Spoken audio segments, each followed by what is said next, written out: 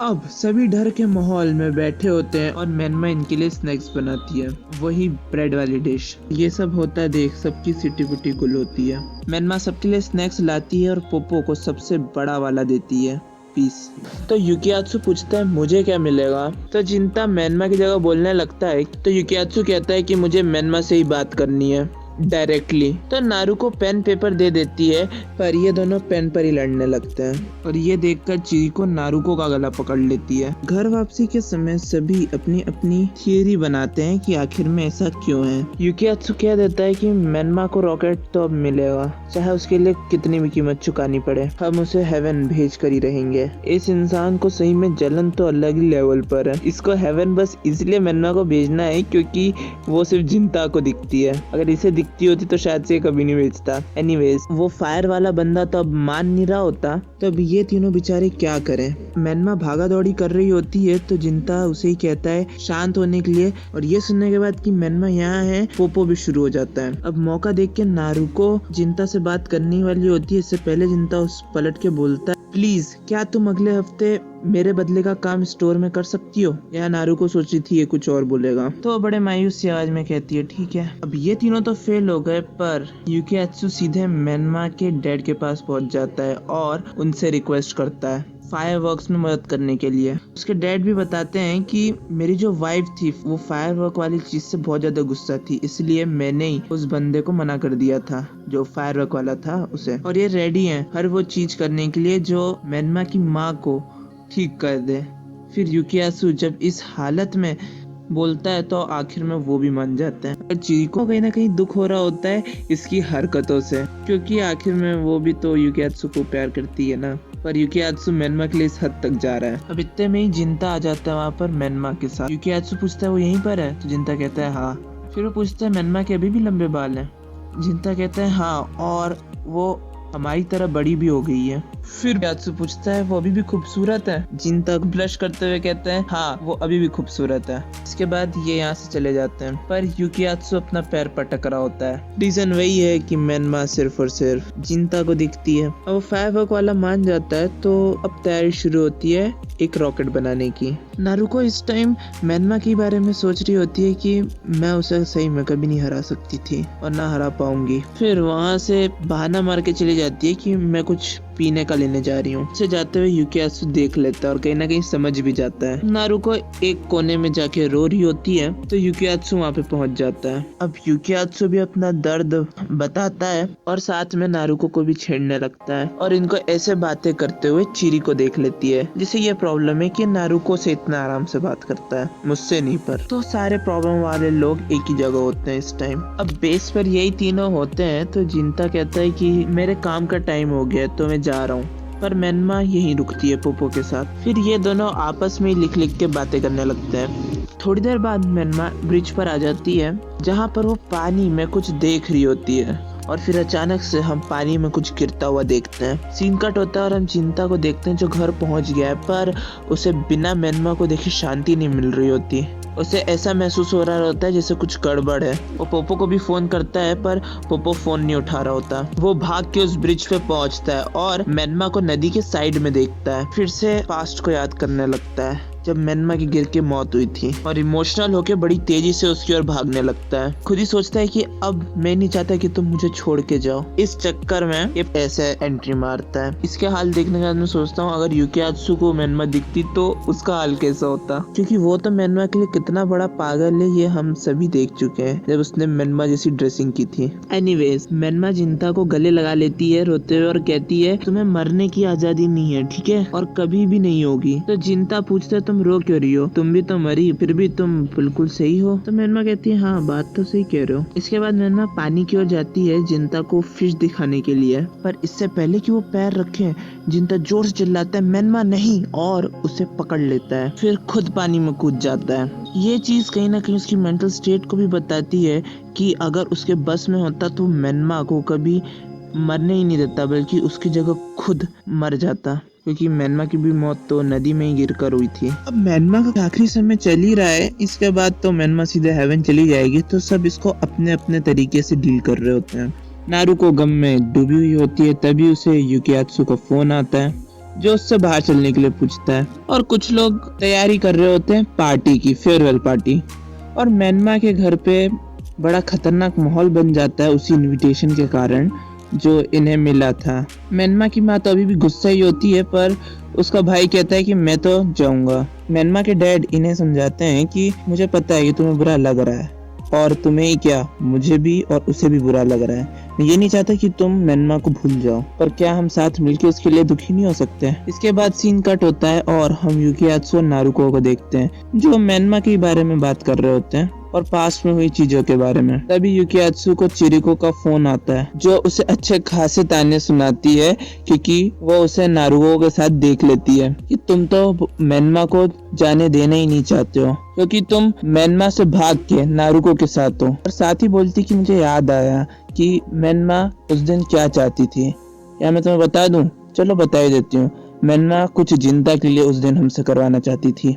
और फिर फोन काट देती है। इसके बाद यूकीयात्सु नारुको से कुछ करने के लिए कहता है। फिर सीन कट हो जाता है और हम बेस पर देखते हैं कि ये तीनों इंतजार कर रहे हैं बाकी सबके आने का। फिर बाकी सब आ जाते हैं। अब खुशी का तो माहौल होता है, पर बाहरी रूप से, यानी बाहरी रूप से सब अपनी खुशी दिखा रहे थे, पर अंदर ही अंदर हर किसी को कुछ ना कुछ प्रॉब्लम तो थी कि यात्सु कोई काम शांति से कैसे होने दे। वो कहता है क्यों ना हम उन क्वेश्चंस को रिपीट करें, साथ ही उस मोमेंट को भी क्यों ना वापस से रिक्रिएट करें।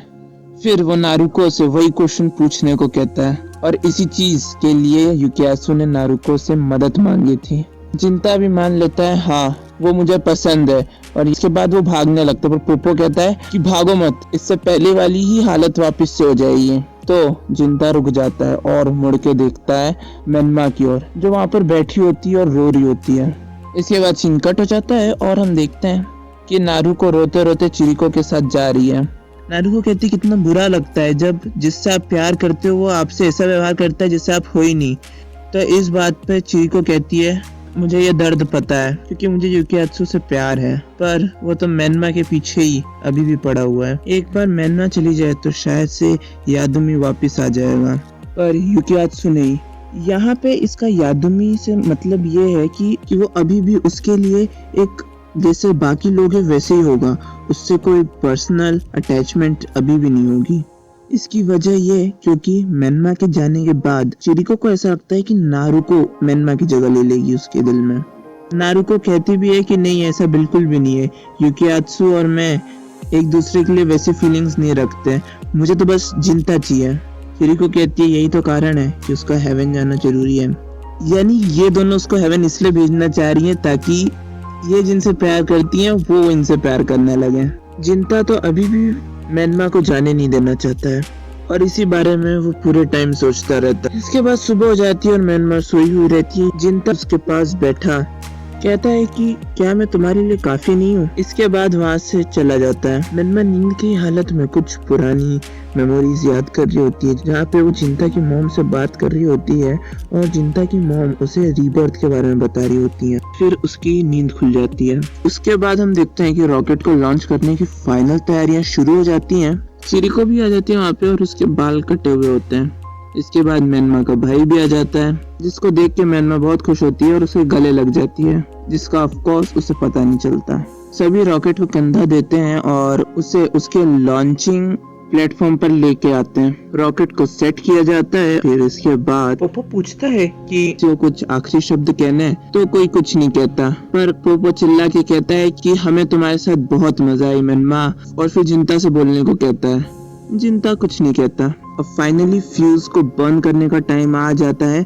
जिंता के दिमाग में अभी भी यही चल रहा होता है कि मैं अभी भी रोक सकता हूँ, अभी भी रोक सकता हूँ। फिर वो तेजी से बोलता है रुको, पर इतने में ही फ्यूज में आग लग चुकी थी और रॉकेट फायर हो जाता है। उसको लगता है मेनमा अब चली गई है, पर जैसे ही वो मुड़ के देखता है मेनमा तो वहीं की वहीं रहती है।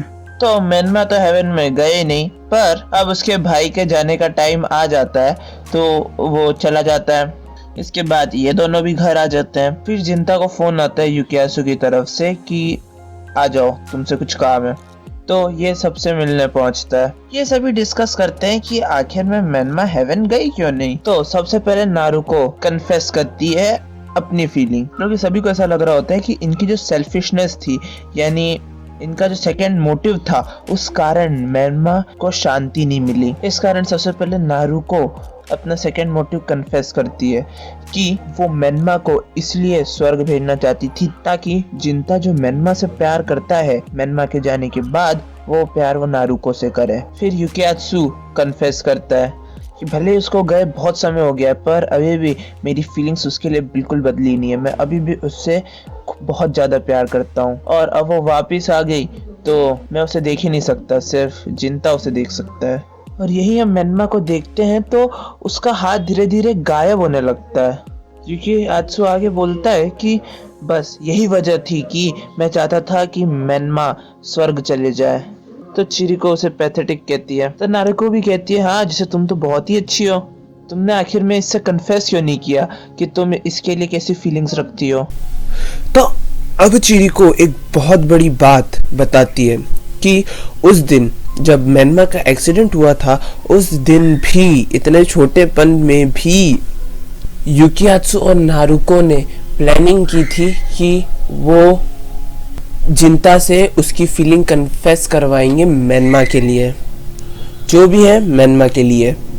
यानी अभी तक युकियात्सु जो कह रहा था कि उस दिन पता नहीं कैसे जिंता वहाँ पे पहुँच गया और मेनमा ने तो बस हम ही को ही बुलाया था और जिंता को नहीं बुलाया था, फिर भी वो वहाँ पे पहुँच गया, मतलब जिंता ही कुछ गड़बड़ कर रहा है, वो बात सरासर झूठ है। युकियात्सु और नारुको ही थे जिन्होंने जिंता को बेस पर उस दिन आने के लिए कहा था और उसके बाद की तो कहानी पता ही है कि इन लोगों ने कैसे उससे कन्फेस कराया, जिंता वहाँ से भागा और मेनमा उसके पीछे भागी, जिसके बाद मेनमा की नदी में गिरकर मौत हो गई। चिरिको को ये सब कुछ पता था और ये वजह भी है कि इतना सब कुछ अंदर लिए लिए वो काफ़ी ज़्यादा सीरियस हो गई। पहले वो जितनी ज़्यादा खेलती थी और इतना खुश रहती थी उसकी बिल्कुल अपोजिट हो गई, उसकी वजह यही है। और ये तो ठीक है, चिरिको ने मेनमा को बता ही दिया था ये सारी हरकतें और चिरिको मेनमा से कहती है कि हमें इन्हें सज़ा देनी चाहिए, पर उस टाइम मेनमा का एक ही रिप्लाई था कि मैं उनसे भी दोस्ती करना चाहती हूँ, मैं सबसे दोस्ती करना चाहती हूँ। फिर चिरिको कहती है कि मैंने उससे कभी भी कोई जेलसी नहीं रखी, बस तुम ही थी जिसने उससे जेलसी रखी, मैं उससे हमेशा प्यार करती थी। तो ऐसे झूठ और ऐसी हरकतें तो साफ साफ युकियात्सु को उसका मर्डरर बना देती है। हालांकि भले ही चीजें जाने अनजाने में हुई हो पर सारी कंडीशन और माहौल तो युकियात्सु ने जानबूझ के बनाई थी। उस टाइम भी अपने फायदे के लिए था कि वो जान पाए कि आखिर में जिंता मेनमा को आई लव यू बोलता है कि नहीं, और बोलता है तो मेनमा उस पर कैसा रिएक्ट करती है। और इसी सेल्फिश बिहेवियर के कारण उसने ये चीज वापस से दोहराई थी। पर इस टाइम मेनमा सिर्फ जिंता को दिखती थी तो वो उसकी फीलिंग्स देख ही नहीं पाया था, वो मेनमा का रिएक्शन देख ही नहीं पाया था इस बार। और इनकी ये सारी हरकतें चिरिको बहुत ही अच्छे से जानती थी और इतनी सारी चीज़ें मन में दबाए रखने के कारण ही वो काफ़ी ज़्यादा सीरियस हो गई थी। क्योंकि हमने उसको बचपन में जितनी बार भी देखा है काफ़ी खुश और काफ़ी मस्ती करते हुए देखा है, पर जब से वो बड़ी हुई है वो काफ़ी ज़्यादा सीरियस हो गई है। वजह यही सब थी। अब बचता है पोपो, तो वो कन्फेस करता है कि उस दिन इसने मेनवा को मरते हुए देखा था अपने सामने, यानी जब वो नदी में गिरी थी तो इसने उसको डूबते हुए देखा था। पर था तो ये बच्चा और इतना ज़्यादा डर गया था कि ये कुछ कर भी नहीं पाया था, जो कहीं ना कहीं इसका डर बन गया और इसी कारण ये हमेशा भागता रहा। ये जो घूमना है इसका पूरी दुनिया भर में, ये बस एक बहाना है भागने के लिए। और ये जो गिल्ट थी इसी कारण ये भी चाहता था कि मेनवा को हेवन भेजा जाए। इसी कारण इसको जिंता की बातों पे बड़े आराम से विश्वास भी था और ये काफी ज्यादा इस काम में इन्वॉल्व भी था। अब फिर सभी रो रहे होते हैं कि इतने में नारुको के जो आई लैशेस रहते हैं वो निकल आते हैं, जिसको देख के सब हंसने लगते हैं और माहौल थोड़ा नॉर्मल होता है। जिंता इनसे कहता है कि वो सबसे बात करना चाहती है, सिर्फ मेरे से नहीं। मैंने सोचा था कि बस वो मेरे साथ रहती तो अच्छा रहता, पर मेनवा तो ऐसी है नहीं। इसके बाद युकियात्सु कहता है चलो उसकी विश पूरी करें सही तरीके से, और सभी तैयार हो जाते हैं। युकियात्सु जिंता के कंधे पे हाथ रख के कहता है क्या कहते हो लीडर। जिंता कहता है बिल्कुल, मैं अभी मेनवा को लेके आता हूँ। और फिर वो पहुंचता है घर। जब वो घर पहुंचता है तो देखता है कि मेनवा फ्लोर पर पड़ी हुई है जैसे उसमें अचानक से ताकत ही खत्म हो गई है। जिंता उससे पूछता है तुम्हें आखिर में हुआ क्या, तो मेनमा उसे बताती है कि मेरे हाथ को देखो, मुझे मेरी विश मिल गई है। फिर वो बताती है कि शायद से मुझे याद आ गया कि मेरी विश क्या थी। दरअसल जब ये जिंता की माँ से मिलने गई थी तब उसकी माँ बहुत ज्यादा दुखी थी जिंता के लिए। यही चीज उन्होंने मेनमा से भी बोली थी कि मुझे मेरे जाने का डर नहीं है, बस मुझे उसके लिए चिंता होती। मैंने उसके साथ बहुत ज्यादती की है। काश मैं अपने बेटे को हंसता हुआ, मस्ती करता हुआ और रोता हुआ देख पाती। तो मेनमा कहती है कि आपको चिंता करने की जरूरत नहीं है, मैं आपसे वादा करती हूँ कि मैं उसको रुला कर ही रहूंगी। और इसी कारण उसने सारे लोगों को इकट्ठा किया था इसी बारे में डिस्कस करने के लिए और जिंता को नहीं बुलाया था। पर अगर उसकी यही विश थी तो ये तो पहले ही पूरी हो जानी चाहिए थी कि जिंता काफी हद तक नॉर्मल हो चुका था। पर शायद से ये उसकी अपनी विश थी कि वो सभी अपने दोस्तों को एक साथ हंसता हुआ देखना चाहती है, क्योंकि यही बात उसने चीको के पूछने पर भी कही थी। और इसी कारण इसका अब ये धीरे धीरे गायब हो रही है। इसके बाद वो मेनमा को उठाता है और बेस पर लेके जाता है। पर जब वो बेस पर पहुंचता है तो देखता है कि वो मेनमा को तो देख ही नहीं पा रहा। सब उससे पूछते हैं हो क्या रहा है, पर उसे खुद ही कुछ समझ में नहीं आ रहा होता। वो बस मेनमा मेनमा कर रहा होता है। मेनमा रोते हुए कहती है कि हम हाइड एंड सीक खेल रहे हैं। जिसके बाद वो बाहर उसे ढूंढने भाग जाता है। उसके पीछे बाकी सब भी भागते हैं। मेनमा कहती है अभी नहीं, मैंने सही से उन्हें गुड बाय नहीं कहा है। सभी मेनमा को ढूंढ रहे होते हैं। यहाँ मेनमा सबके लिए कुछ लिखती है। इन्हें लगता है कि मेनमा चली गई है, पर तभी इन्हें सामने अपने अपने नाम से पेपर लिखे हुए दिखते हैं। जब ये पढ़ते हैं तो ये मेनमा ने लिखा होता है सबके लिए। जिंता रोते रोते कहता है कि ये गेम तब तक खत्म नहीं होगा जब तक मैं तुम्हें ढूंढ नहीं लेता। और फिर सभी एक साथ बोलते हैं आर यू रेडी। इसके बाद मेनमा भी कहती है आई एम रेडी। इसके बाद सभी को मेनमा एक आखिरी बार दिखती है। मेनमा बोलती है कुछ और नहीं कहना चाहोगे, मैं हाइड एंड सीक में अच्छी नहीं हूँ। अब तुमने मुझे ढूंढ लिया है तो क्या तुम वो वर्ड बोल सकते हो, तुम बोल दो और ये गेम खत्म हो जाएगा। पोपो युकियात्सु नारुको सभी। आखिर में चिंता कहता है लव यू मेनमा, और मेनमा कहती है मैं अभी भी तुम लोगों के साथ खेलना चाहती हूँ और इसी कारण मैं फिर वापस आऊंगी और हम साथ होंगे। फिर सभी एक साथ कहते हैं मेनमा हमने तुम्हें ढूंढ लिया, और इसी के साथ मेनमा पूरी तरह गायब हो जाती है। और ये था लास्ट गुड बाय मेनमा को।